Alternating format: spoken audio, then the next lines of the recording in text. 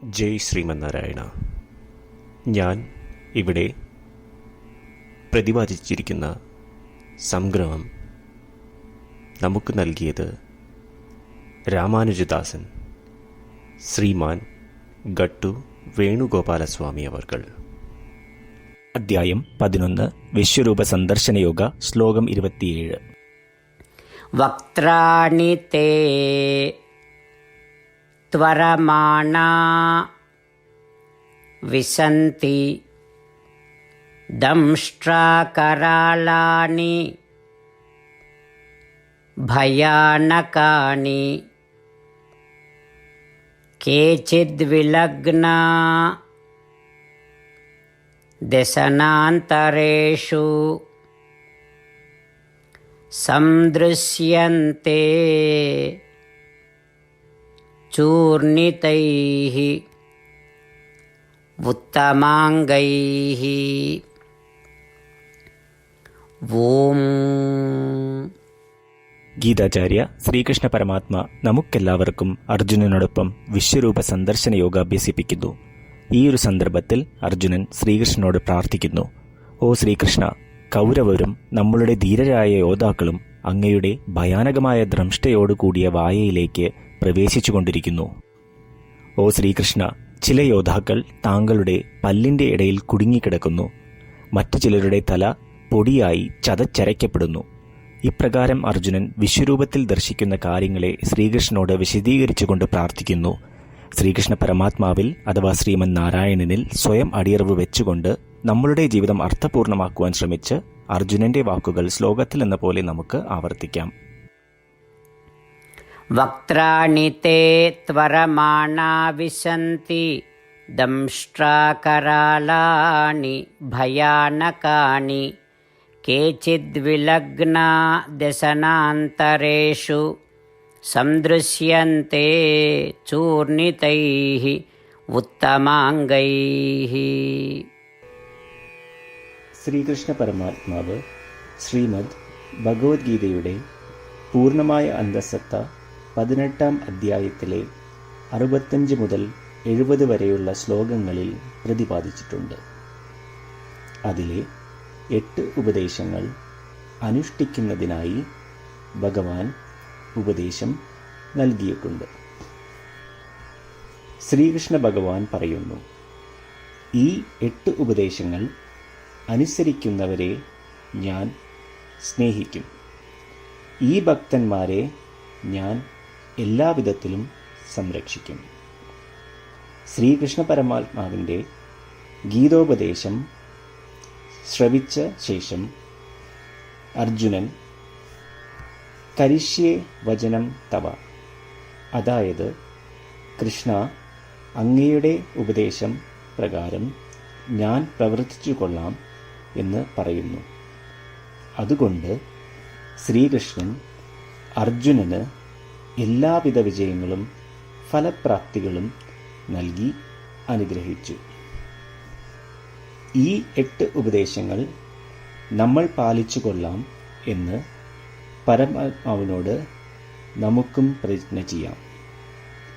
ഒരു പൂജയും തപസ്സും യാഗവും പരമാത്മാവിന് കൊടുക്കുന്ന ഈ പ്രതിജ്ഞയേക്കാൾ വലുതല്ല.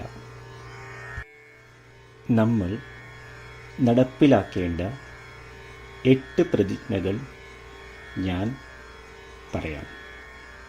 ഇവ നിങ്ങളുടെ മനസ്സിലും ഹൃദയത്തിലും എപ്പോഴും ഓർക്കണം.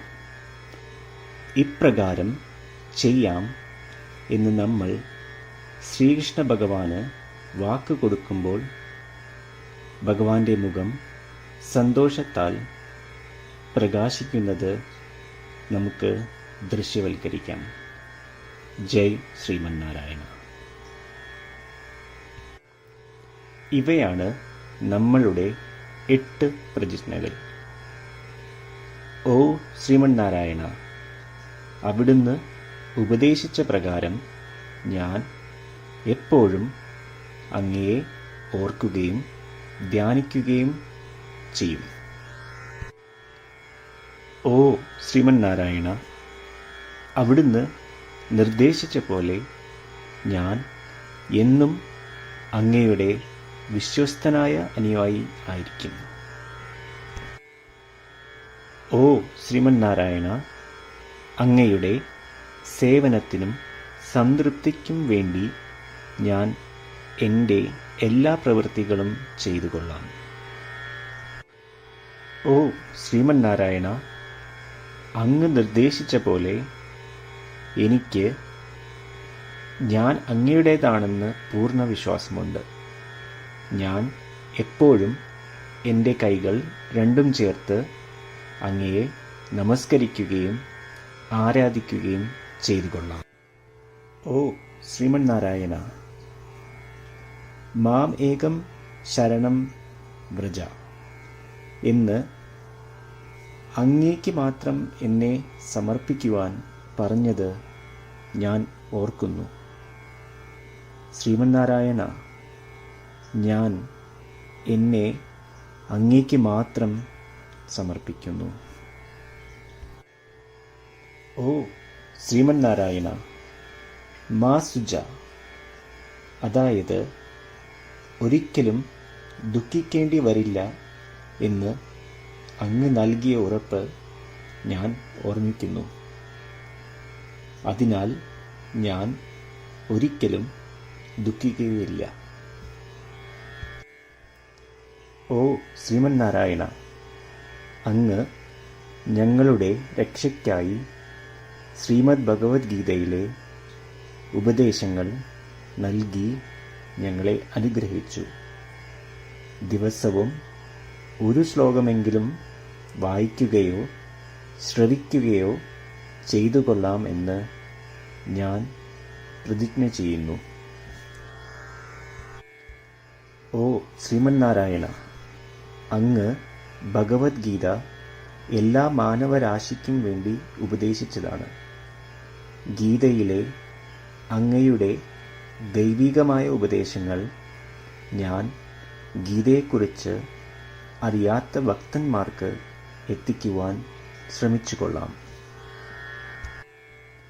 ഓ ശ്രീമന്നാരായണ, ഞാൻ അങ്ങ് പറയുന്നത് പോലെ ചെയ്യുകയും അവിടുന്ന് ആഗ്രഹിക്കുന്നത് പോലെ പെരുമാറുകയും ചെയ്തു കൊള്ളാം.